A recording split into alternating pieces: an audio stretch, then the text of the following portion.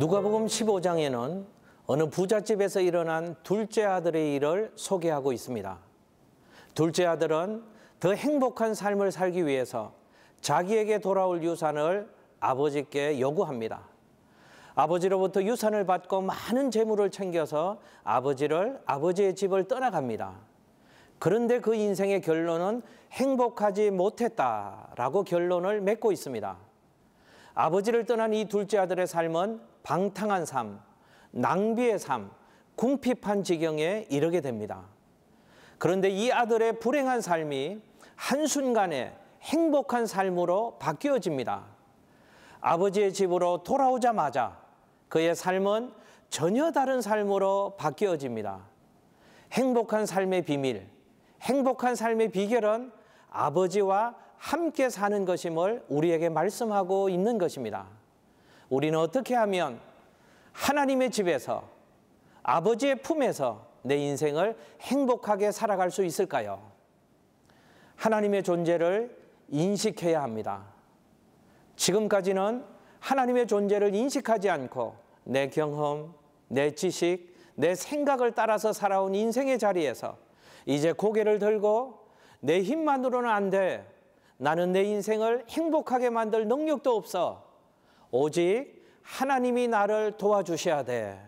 라고 하나님의 존재를 기억할 때만이 우리는 하나님께로 돌아갈 수 있는 것입니다. 여러분 기억하십시오. 인생의 고난, 인생의 고통, 인생의 어려움은 하나님이 우리를 부르시는 하나님의 부르심입니다. 둘째 아들은 이에 스스로 돌이켜 아버지의 집을 생각합니다. 하나님의 존재를 인식하지 않으면 하나님께로 돌아갈 수 없는 것입니다. 사랑하는 시청자 여러분, 하나님의 존재를 인식할 수 있기를 축복합니다. 내 잘못을 인정해야 합니다. 아버지를 떠난 삶, 자기의 판단과 자기의 생각대로 살아온 그 삶이 잘못되었음을 인정해야 합니다. 죄를 인정해야 합니다. 둘째 아들은 아버지를 떠나 쾌락을 즐기며 사는 것이 그게 옳은 줄 알았습니다. 그게 잘 사는 길인 줄 알았습니다. 아, 내가 잘못 판단했구나. 그것이 옳은 것이 아니었구나. 내가 아버지께 가면 잘못했습니다. 라고 말을 해야겠다. 라고 둘째 아들은 생각했습니다. 하나님의 품으로 돌아와 하나님 안에서 행복한 삶을 누리기 위해서는 하나님 없이 살아왔던 내 삶이 잘못 살아왔음을 인정해야 합니다. 지금까지 내 생각, 내 판단, 내 주장이 잘못되었구나. 그 사실을 인정해야 합니다. 내가 잘못 살았구나 라는 사실을 깨닫는 그 순간 아버지께로 향하는 발걸음이 시작될 수 있는 것입니다. 내려놓음이 있어야 합니다.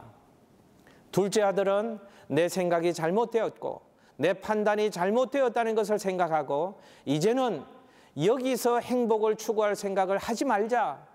내 생각을 다 접자. 내가 여기서 큰 꿈을 가졌던 것을 다 포기하자. 아버지께로 돌아가는 것만이 살 길이다 라고 생각했습니다. 그리고 자기의 계획, 자기의 판단, 자기의 욕심, 자기의 자존심, 자기의 자아를 다 내려놓았습니다. 이런 자기 비움, 자기 내려놓음, 자기 포기가 있을 때 하나님께로 돌아올 수 있는 것입니다. 하나님의 존재를 인식해야 하나님의 집으로 돌아갈 수 있습니다. 하나님 없이 살았던 내 삶이 잘못 살았고 헛되게 살았다는 것을 인정해야 합니다.